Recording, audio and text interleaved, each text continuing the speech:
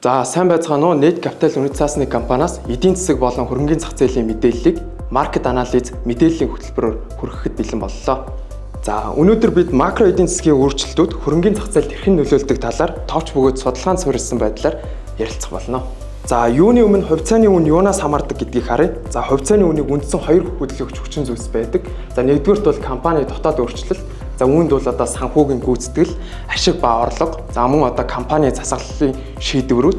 За хоёрдугаарт бол макро эдийн засгийн өөрчлөлтүүд. За үүн дотор бол одоо эдийн засгийн өсөлт, бодлогын хөөгийн өөрчлөлтүүд, за инфляцийн орчин зэрэг үзүүлэлтүүд орно. За эдгээр үзүүлэлтүүдийн нөлөөг илүү дэлгэрэнгүй авч үзье. За эдийн засгийн мөчлөгийг харуул эдийн засгийн өсөлтийн үед хэрэглээ нэмэгдэж, компани орлого өсөж, за ашиг нэмэгддэг.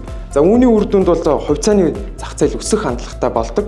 За харин эдийн засаг саарах үед хэрэглээ буурч, одоо орлого саарч, за мөн одоо ашиг буурдаг. Үүний улмаас зах зээл уналтад ордог. За Монгол улсын хувьд бол эдийн засгийн өсөлт улирлын нөлөөтэй байдаг. За эхний агаас харьцангуй бага хувиар өсдөг бол оны 2 дугаар агаст бол одоо илүү өндөр хувиар өсдөг. За үүнтэй мөн адилаар топ 20 индексийн үнэлгээ мөн одоо 2 дугаар агаст илүү өндөр өсөлтийг үзүүлдэг байна. За дараагийн чухал хүчин зүйл бол бодлогын хүү юм. За бодлогын хүү өсөхөд зээлийн өртөг нэмэгдэж хөрөнгө оруулалт саардаг. За үүний улмаас бол одоо компани ашиг буураад хувьцааны зах зээл одоо үнэлгээ буурдаг. За харин бодлогын хүү буурах үед одоо санхүүжилтийн нөхцөл байдал сайжирч хөрөнгө оруулалт нэмэгдэж компани ашиг өсдөг. Ингэснээр бол одоо зах зээлд эерэг нөлөө үзүүлдэг байна. За үүнтэй холбоотой өөр нэг гол үзүүлэлт бол инфляц юм. За инфляц өсөх үед одоо үйлдвэрлэлийн зардал нэмэгдэж, за мөн одоо төв банк бодлогын хүүгээ одоо өсгөх магадлал нэмэгдэг. Ингэснээр бол одоо зах зээлд одоо сөрөг нөлөө үзүүлдэг. За харин инфляц буурах үед зан хартал буурч, санхүүгийн нөхцөл зөөлрч, за зах зээлд эерэг нөлөө үзүүлдэг байна. За ерөнхийдөө эдгээр одоо инфляцийн нөлөө нь одоо шууд бус бөгөөд 3-аас 50 улирлын хугацааны хоцрогдолтойгоор эдийн засаг болон топ 20 индексийн одоо үнэлгээнд нөлөөлдөг байна. За одоо 2026 оны эдийн засгийн төлөв байдал ямар хуу байгаа. За үүнийгээ дагаад хөрөнгөний зах зээл одоо ямар бүтээгдэхүүнүүдийг сонгож болох талаар ярилцъя.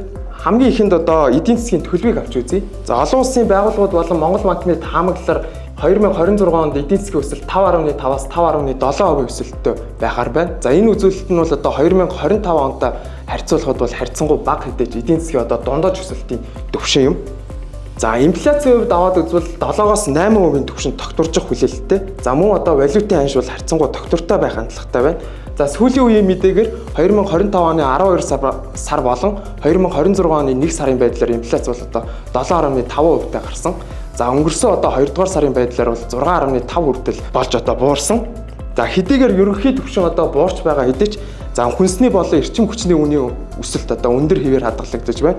За иймээс бол одоо өнгөрсөн 7 хоногт болсон Монгол банкны ээлжиж хуралдаанаар бодлогын хүүг өндөр хэвээр буюу 12% түвшинд хэвээр хадгалахар шийдвэр гаргасан. За мөн одоо Америкийн нэгдсэн улсын бодлогын хүүг одоо 2026 оны 2 дугаар агаст одоо бууруулах боломжтой гэж олон улсын байгууллагууд таамаглаж байна. За хэрв энэ нөхцөл одоо таамаглалт бүрдвэл за төгрөгийн ханшид эерэг нөлөөтэй. За хоёрдугаарт бол одоо дотоодод буюу одоо Монгол улсын хувьд бодлогын хүүг одоо бууруулах орон зай бий болох боломжтой юм а. Эдийн засгийн ерөнхий төлөвийг аваад үзвэл за эдийн засаг дундаж өсөлттэй байх юм байна. За инфляц зорилттой түвшинд тогтворчих юм байна. За бодлогын хүү чангарах эрсдэлгүй. Харин оны 2 дугаар агасаас эхлэн одоо бууруулах боломжтой. За мөн валютын ханш харьцангуй тогтвортой байх юм байна. За ийм макро орчинд бол хөрөнгө оруулалтын боломжийг хараад үзвэл нэгдүгээрт бол одоо бонд хамгийн сонирхолтой үе юм байна.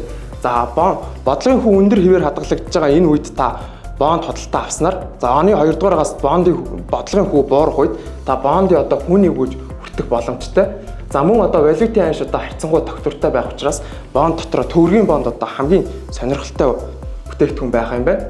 За хоёрдугаарт бол хөрөнгөөр баталгаажсан үнэт цаас. За сүүлийн 2 жилийн хувьд бол одоо зах зээлийн идэвхээр бол хөрөнгөөр баталгаажсан үнэт цаас бол нэлээд одоо зах зээл идэвхтэй арилжаалагдж байгаа.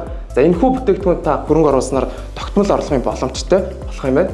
За 3 дугаарт бол эдийн засгийн өсөлтийг дагаад мэдээж одоо өсөлттэй салбарын хугацаанд хөрөнгө оруулалт хийх. За хамгийн эцэст нь бол одоо багцын эрсдлээс хамгаалалт болохоор за алтад хөрөнгө оруулалт хийх хэрэгтэй байна. За эцэст нь дүгнэж хэлэхэд макро эдийн засгийн орчин хөрөнгөний зах зээлийг чиглүүлдэг. За ялангуяа бодлогын хүний өөрчлөлт болон инфляцийн өөрчлөлт одоо эдийн засаг болон топ 20 индексийн үнэлгээнд хамгийн хүчтэй одоо нөлөө үзүүлдэг зүйл юм. За тиймээс та эдгээр одоо үзүүлэлтүүдийн өөрчлөлтөд зориулан зөв хөрөнгөний хуваарлалт хийх нь хамгийн чухал одоо шийдвэр байх болно. За анхаарал хандуулсанд баярлалаа.